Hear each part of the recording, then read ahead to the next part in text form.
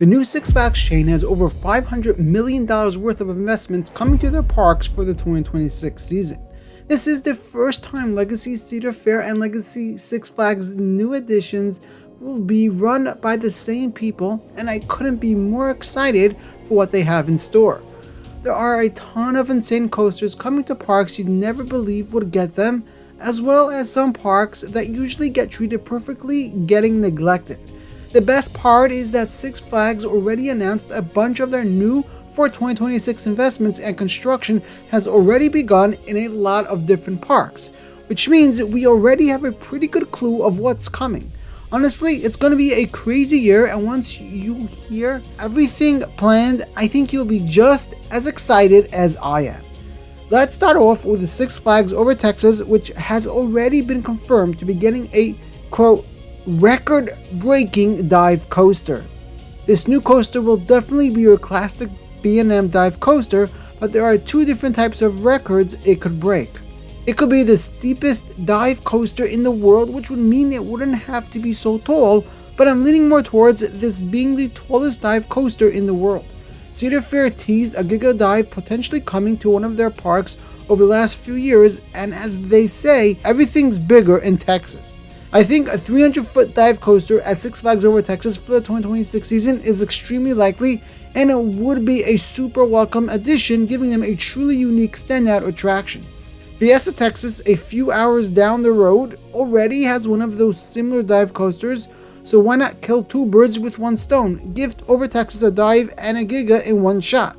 I think this will be a welcome addition to the park, and it only shows how exciting this park's future is about to get under the new management in the coming years. Let's head to Carowinds next, who we already know is getting a massive water flume for the 2026 season. A water ride will be a welcome addition to the Park of the Carolinas, as it can get pretty hot there sometimes. It's interesting that Carowinds is going 7 years now without a major thrill coaster, with their last one being back in 2019, but I think 2027 may be their lucky year. Knott's Berry Farm is also going 7 years with no coaster, with the last edition being Hang Time in 2019. I think there's a chance we'll see Knott's open a family coaster in 2026, though they may wait another year so as not to open a new coaster the same year as Magic Mountain.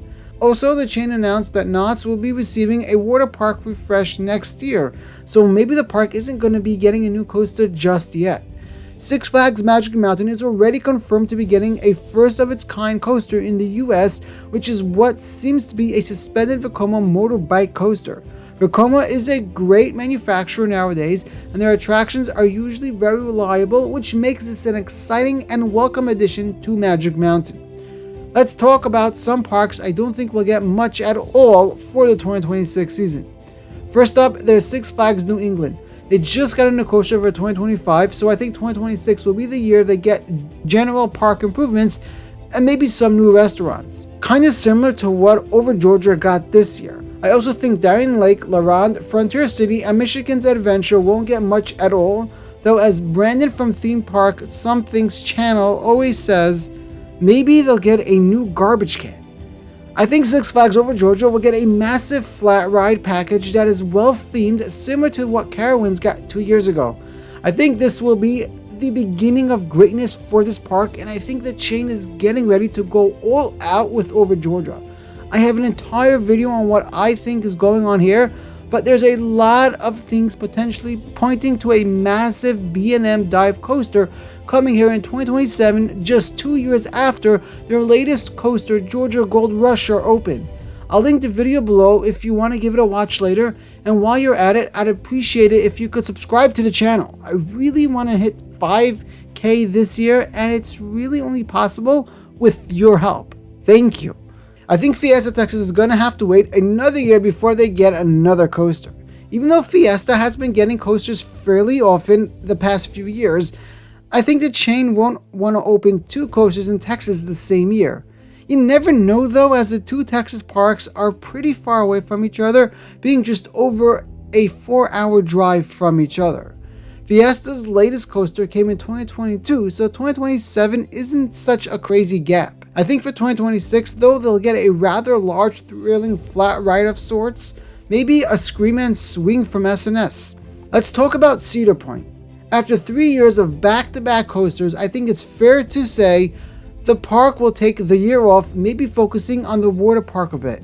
The same goes for Canada's Wonderland, which after opening a record-breaking coaster this year in Alpine Fury, it's no surprise the chain announced they'll be focusing on their water park next year, opening a record-breaking water park attraction. Kings Island is an interesting one. They are supposed to be getting a new family thrill attraction, which is quite strange to me. First of all, why not a new coaster? The latest major coaster this park got was back in 2020, and the family boomerang they got was already 2 years back in 2024. Why is this popular, well-performing park taking such a long gap between coasters? I hope that this family thrill attraction is a dark ride of some sorts, because I'd love to see the chain get involved with these types of rides. I think it could do wonders for the park, and hopefully we finally see a major vortex replacement come in the form of an epic #1 coaster for the 2027 season. I don't imagine Kings Dominion is going to get much next year after opening Rapterra this year, and California's Great America probably won't get anything either as the park begins to slow operations preparing for its sale. I could see a family attraction come to Great Escape, and maybe a small investment makes its way to Discover Kingdom. One thing we do know for sure is that Six Flags Great America will be celebrating their 50th anniversary with a new kids area and other park enhancements, which isn't much, but coming off of 2025 where they opened Wrath of Rakshasa, it makes sense for them to take it small in 2026, even if it's their 50th anniversary.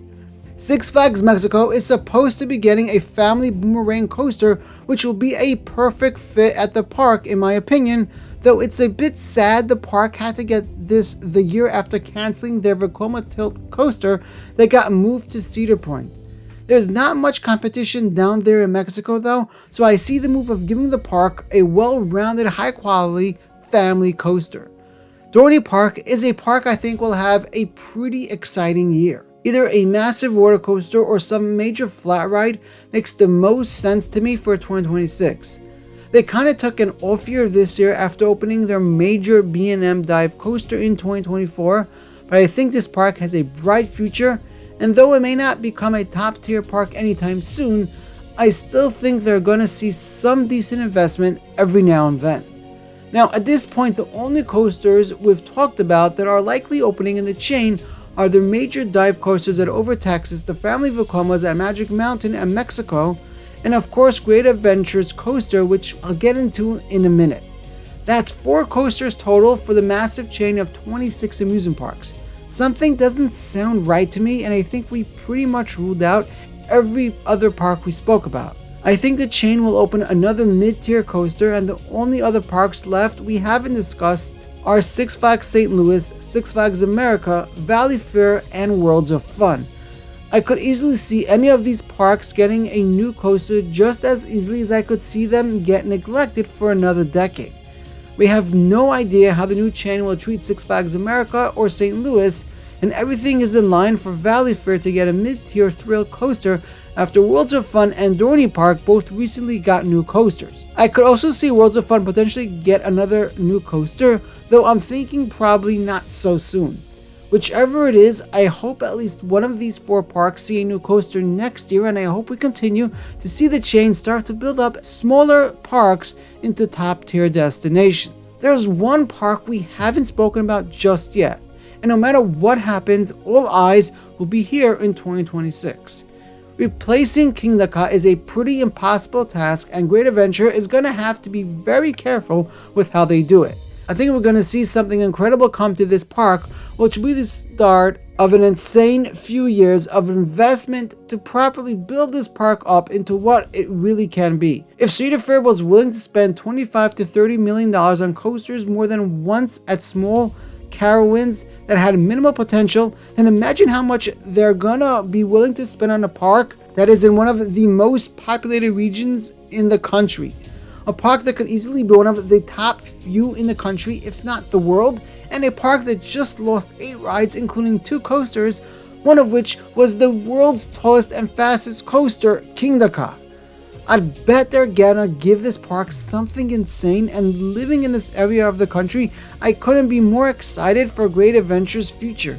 I have an entire video where I share my thoughts on what I think will replace Kingda Ka at Great Adventure in 2026.